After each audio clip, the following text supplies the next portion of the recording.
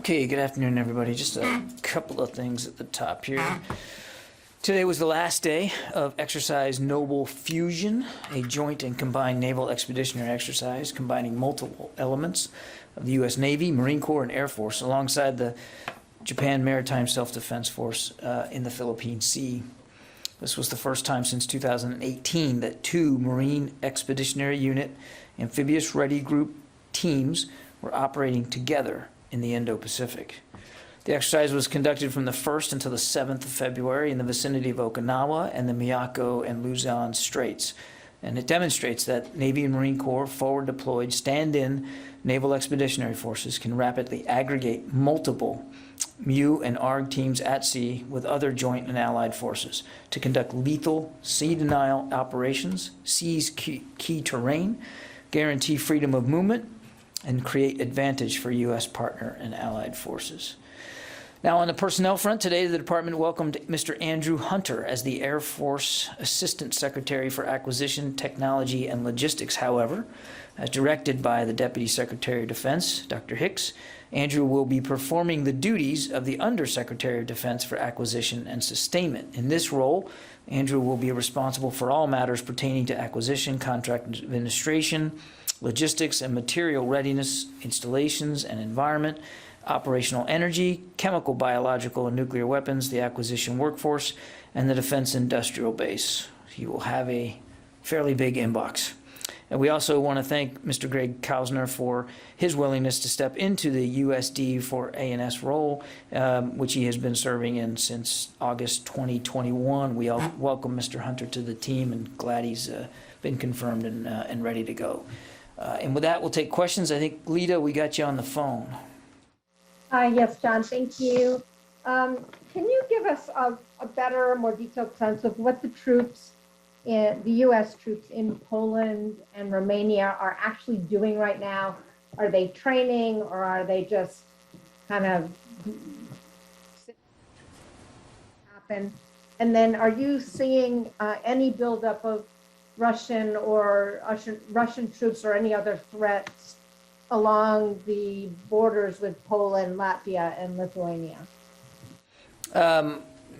No specific or additional threats in terms of directly from Russia to NATO's eastern flank, Lita. We do, however, continue to see sizable forces continue to be added to the forces that Mr. Putin has arrayed in the south, in Crimea, and alongside Ukraine's borders, including in Belarus, but nothing directly posed at or aimed at NATO's eastern flank. As for what they're doing, they're only just now arriving on station, Lita, so I don't have a menu of activities that they've conducted in the last 24 to 48 hours. I mean, largely this has been about movement and arrival and getting set up. I would expect you to see them once they get settled in to begin to conduct some exercises with their partners in Romania and in Poland, and as well as just making sure that they have all the logistics and sustainment that they need for the time that they'll be there. When we're talking about the 82nd in Poland, only leading elements have arrived. So we said there was going to be 1,700 all told, and only a few hundred have arrived. Actually, I think it's more like a couple of hundred right now. So there's more to flow in, and that will happen over the coming days. Okay. Yeah. Hey, thanks for doing this.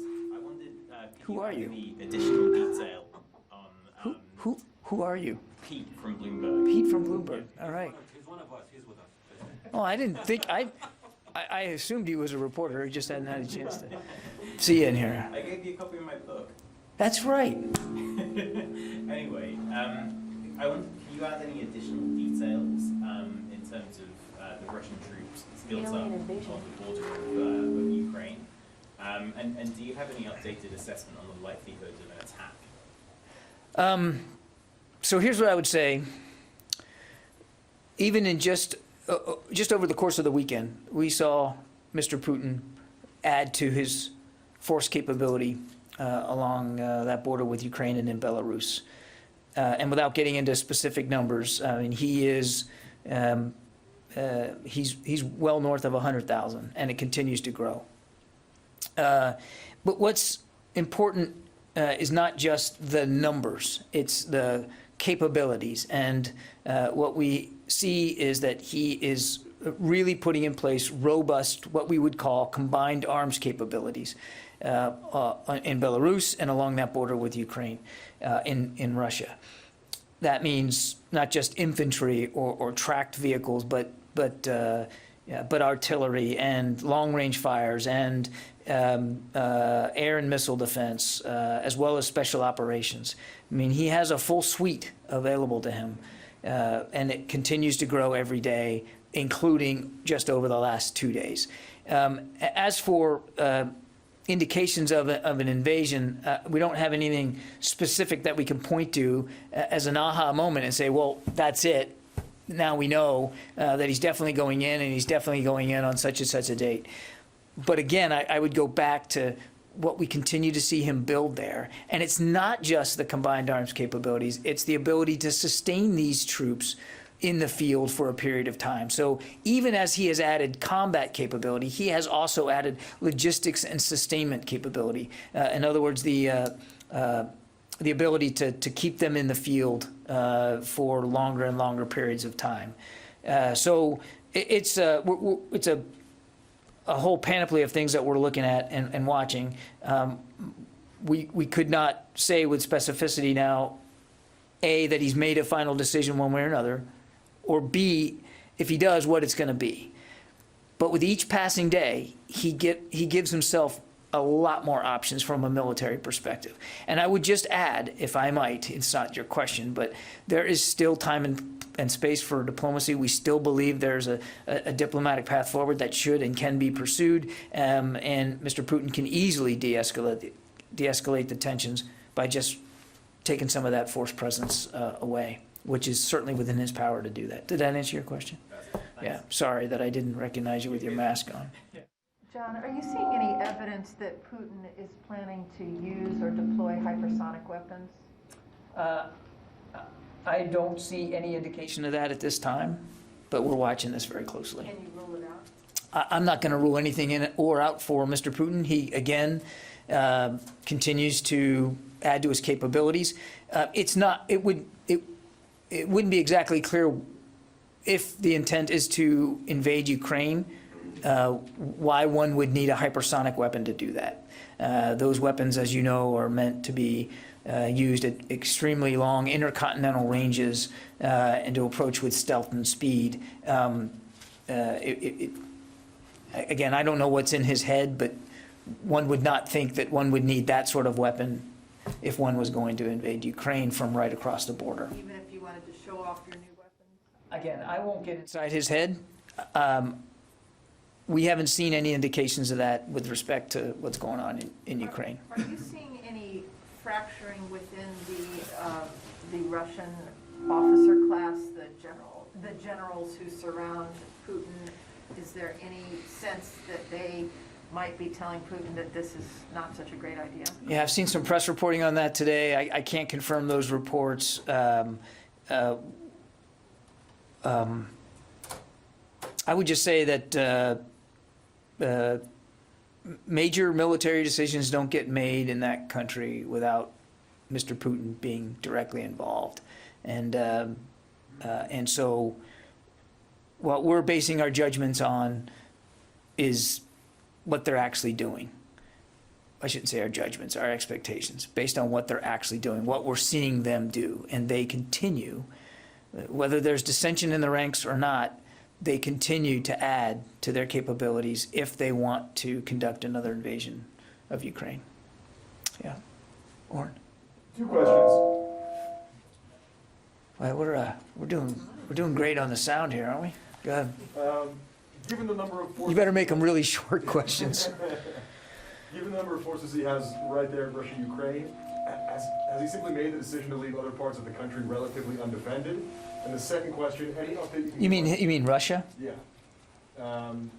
And the second question, any update you can give on discussions or decisions to unilaterally send troops to other to support other NATO allies? And no other announcements to make with respect to potential other moves, either inside Europe or outside Europe from the United States.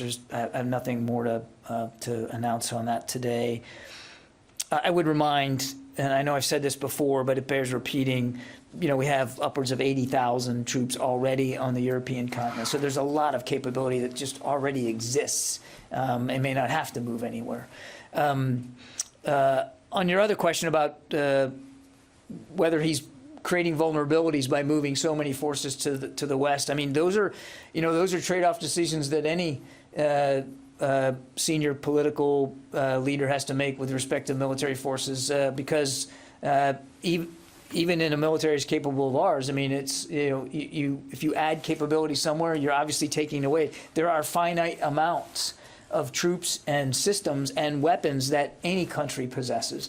I wouldn't assume anything, but normally any leader making these decisions would have to factor in whatever risks and vulnerabilities such a massive movement over such a long period of time would have in other areas. Again, we're really focused on what he's doing right there in the western part of his country. Yeah, Court. Two things. Do you have it handy right now, what all has moved in as part of this? So you said early elements of the 82nd, I think the 18th Airborne Corps has 300 that have gone in to Germany. Is there anything else you can say that's moved? Like, can you just give us a rundown? I think you almost did it right there, Court. Yeah, I mean, it's a couple hundred out of the 82nd have already been there. We'll eventually get to 1,700 over the coming days. The headquarters element for the 18th Airborne Corps is pretty much all in place. There'll be some puts and takes, I think, over the coming days, but that was a very small 300 person or so JTF headquarters. The 1,000 striker troops from Germany to Romania, I think they're there now. There's nothing else that I'm tracking that's going to be moving. No other additional forces put on PTDO from last week. So I think we're kind of where we are right now. And then, are there any indications that President Putin, now that there's this talk of a potential for a full-scale invasion of the country, that he's preparing some sort of an occupation force for post-invasion if, in fact, Russia does try to take over Ukraine? And can you give us any sense of how large that force might be? I don't have estimates on that. Again, everything kind of flows from whatever his decision is. And as we've said before, I mean, he could do something of a small scale and of a temporary nature. Perhaps in the eastern part, in Donbass, you're hearing a lot of Russian state media talk about Ukrainian aggressions in the Donbass. Or he could do something much bigger. And if he did something much bigger, in terms of trying to occupy more of Ukraine for a longer period of time, then clearly one would have to expect that he would do the planning for what that occupation would look like.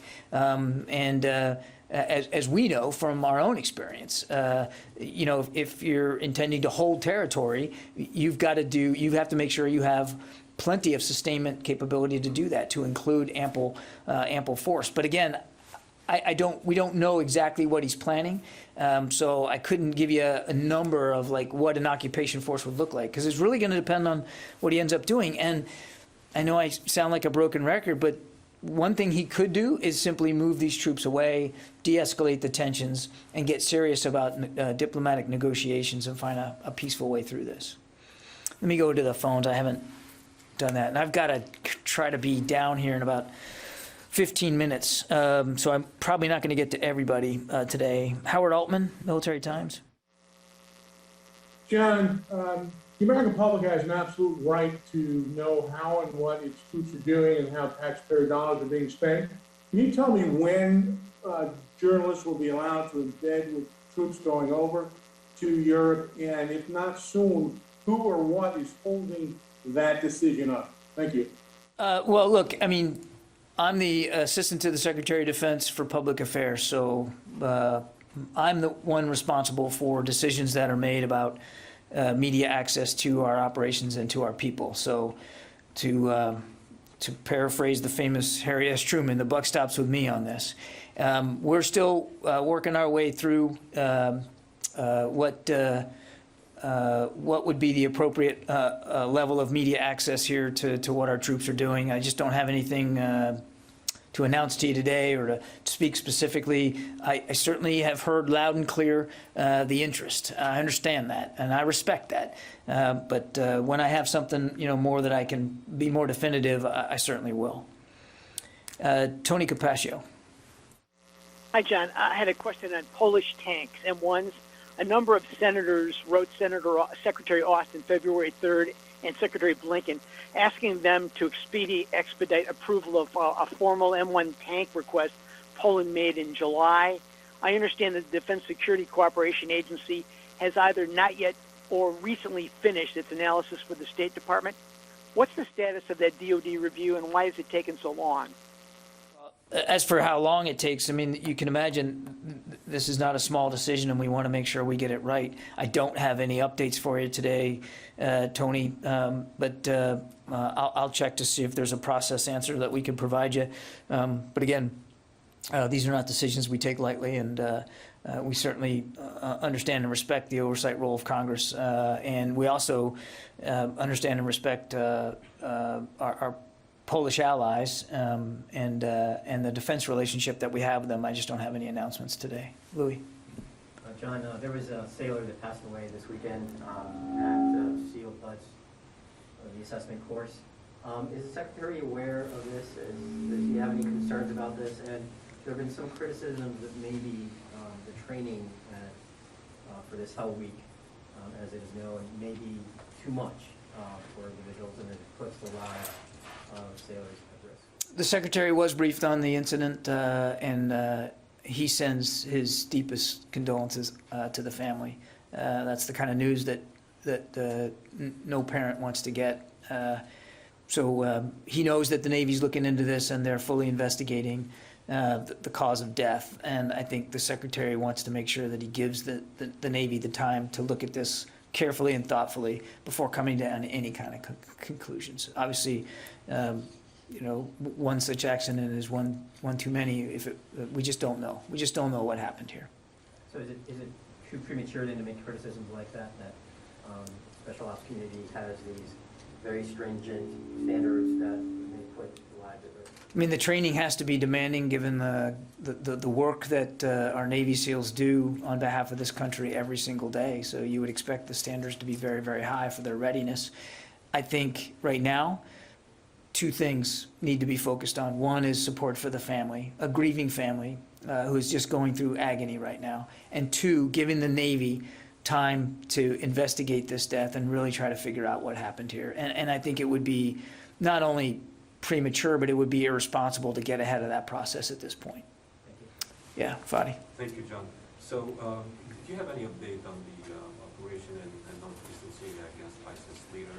The Secretary in his statement said the department will look into whether any actions taken by the U.S. forces might have contributed to any civilian casualties, because we're getting reports from the ground that puts the civilian casualty more than the assessment from the department. Yeah, I don't have an update for you, Fadi. I mean, we continue to do an after-action review on this, and as we know more, we'll certainly provide it. And as you saw in the Secretary's statement, we're certainly willing to take a look and to see if there was any actions taken by the United States that could have caused civilian casualties. And again, we just don't have any more granularity. I think it is worth reminding, though, how the kind of restraint that these special operators showed every step of the way, and the fact that the raid was done at all shows the degree to which we were willing to try to avoid and minimize any civilian harm, doing it the way we did, knowing that there was an innocent family who didn't even know who else was in that house on that first floor, and getting them all out safely, as well as 4 additional children. But again, always willing to take a look. As the Secretary said, just don't have an update, but we're very proud of the restraint and the professionalism and the precision with which these special operators conducted this mission. Thank you. Yeah. Let's see, I already got Lita. Tom?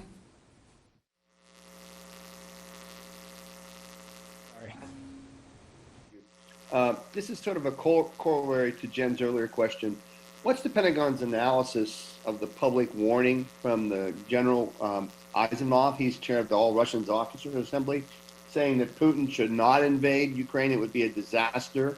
What analysis do you think the Pentagon has that they expect to have on feedback from this letter to have in Moscow?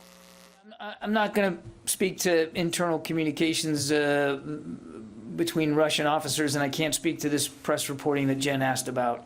I've seen the press reporting. I just don't have anything to speak to it. That said, we would certainly agree that another invasion of Ukraine would be disastrous, certainly for the Ukrainian people, and certainly would not come cost-free to the Russians, to the Russian military. And there's absolutely nobody wants to see, at least nobody other than perhaps Mr. Putin, nobody wants to see this devolve into armed conflict. And that would absolutely incur casualties and a high cost to, we believe, to the civilian population of Ukraine as well. And it doesn't have to be that way. There's plenty of opportunity for Mr. Putin to do the right thing here and be serious about finding a diplomatic way forward and de-escalating the tensions by moving those troops away. Nancy Youssef, Wall Street Journal. Thank you. On the Kushari raid, the U.S. said it was a killer capture mission. Where would he have gone had he been captured? And also, can I follow up on Howard Altman's question about the embeds? Can you give us a sense of when we'll know the media access sort of plan for troops deploying to Europe? Thank you. Yeah, Nancy, I'll try to work all that the access stuff as fast as I can. I don't have a time certain for you. And I'm not going to get into the tactics, techniques, and procedures of what might have been a capture mission. It obviously didn't turn out that way. But I think it'd be better for everybody if we didn't talk about eventualities on that mission that didn't occur. Because, as I said when I first started talking about this on Wednesday, we want to be able to do these things in the future. We have to expect that ISIS is going to appoint another leader. And so we want to preserve options going forward. And I do appreciate it's a very fair question, but I think, I hope you can understand why we're simply going to demur on something like that. Tara Kopp. Thanks, John. A couple of follow-ups.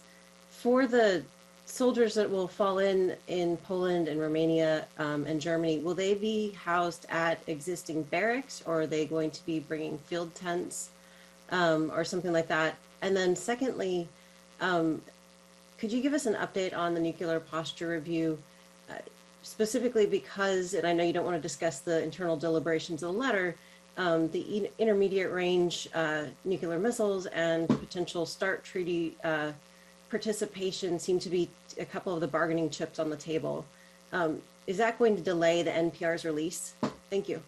Don't have a specific update for you on the nuclear posture review and the timing. I can tell you that it's ongoing still, and we're doing it in parallel with our work on the National Defense Strategy. It is an interagency process, though, the nuclear posture review. It doesn't just exist here at DoD. So we're part of the team putting this together. I can assure you that it is being worked on in real time as we speak. I just don't have a release date for you, but I think it would be safe for you to assume that that it will come out and be nested along with the national security strategy, the national defense strategy, and as those are ready to roll out. But again, exact timing, I don't know. As for the troops that are going on, I'm going to have to refer you to UCOM on that one, Tara. I don't know what their bed down locations are going to be. I suspect that in some cases it'll be more permanent structures, most likely at host nation bases, but in the context of doing exercises, they could very well be in the field as well. So it's going to kind of depend on their schedules. But I would refer you to UCOM. They'll have a much cleaner sense of their lodging than I do. Paul McCleary, Politico. Hi, John. Thanks. To switch gears, I wonder if you had an update on the F-35 that was lost in the South China Sea, if what the status of the recovery efforts are, if you've seen any Chinese moves in that region near where the plane is, and if there's any actions being taken against the sailors who are kind of leaking photos and video? I lost some of the first part of your question. Was it about other? Recovery efforts. Yeah, the recovery efforts for the F-35. Have you seen any Chinese activity in the area? Specific Chinese ship movements, I think you can understand we're taking all the appropriate planning actions that we need to salvage our aircraft, and we're going to recover it in a timely manner, as we've done in the past. So I think any question about being in some sort of competition to recover what is in fact our property is speculative at best. And then I think your second question was about the video that was released. What I know is that the Navy is not only investigating, of course, the cause of the mishap itself, but they are investigating the release of this deck video that you saw, flight deck video that you saw. And I wouldn't get ahead of their investigation, but I know they're looking into what appears to be an unauthorized leak of official video, and video, quite frankly, that's going to be crucial to the investigation into the mishap itself. Okay, I've got time for just one more. I'll go to Dan Lamothe, Washington Post. Good afternoon. Thank you. Two questions, please. First, looking for any kind of update you might have on the maritime side in the Black Sea as it relates to surface combatants, amphibs, other things like that that might be used on the Black Coast seaside. And second, was looking for any kind of update you might have on the Manda Bay investigation that I know the Secretary was interested in and sort of ordered a second investigation of. Thanks. Any updates on the Black Sea?